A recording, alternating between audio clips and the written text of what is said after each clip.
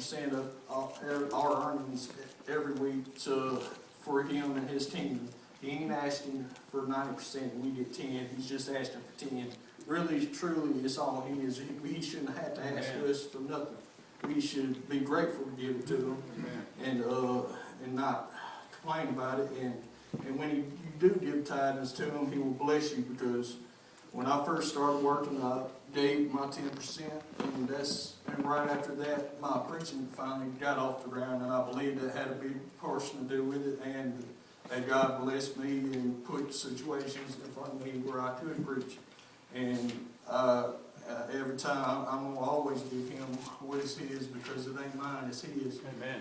And if we don't do that, then we're denying what is truly his, and that's wrong. We should give him his percent and not complain about it, and do it every time we get it.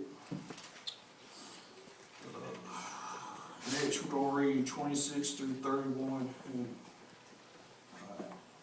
Joseph made it a law over the land of Egypt until this day, that Pharaoh should have the fifth part, except the land of the priest, only which became unto Pharaoh's. And Israel dwelt in the land of Egypt, in the country of Goshen, and they had possessions therein, and grew in multitude exceedingly.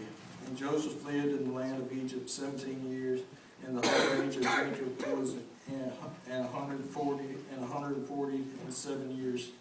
And in the time drew nigh that Israel must die, and he called his son Joseph, and said unto him, If now I have found grace in thy sight, put, I pray thee, thy hand under my thigh, and deal kindly and truly with me.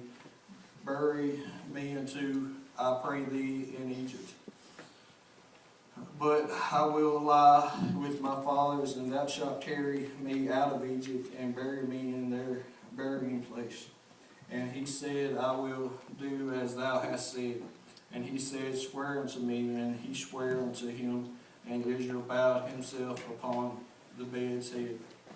So what just happened? Jacob's dying, and he tells Joseph to bury him back where he came from, and not in Egypt. He wanted to be buried where he grew up at and where he raised his family at.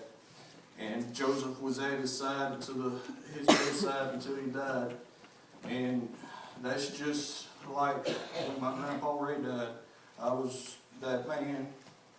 He was the biggest put a big example in my life. Him and y'all was the biggest example of my life, because before I came to this church, I wasn't saved. The only examples I had was my grandpa Ray. I looked up to him.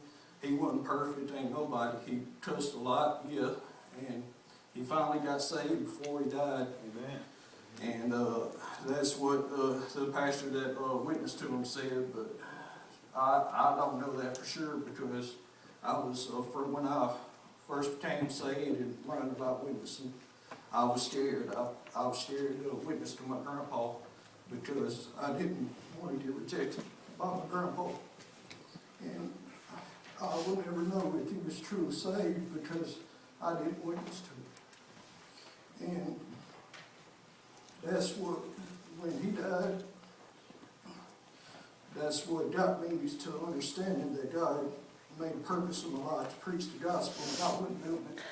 I was being selfish, and I didn't want to have nothing to do with it. And I was scared, and it took my grandpa Ray dying to finally get me to start preaching like I was supposed to. And we're made to witness. We got to get people saved. It's important. Amen. If we're the only chance they got to get saved, to be an example of Jesus to them. And if we don't witness to them, they're going to burn in hell for all eternity. So it's very important to witness and to preach the gospel, because that's what we're here to do. And I just hope y'all understand that and do that, because that's what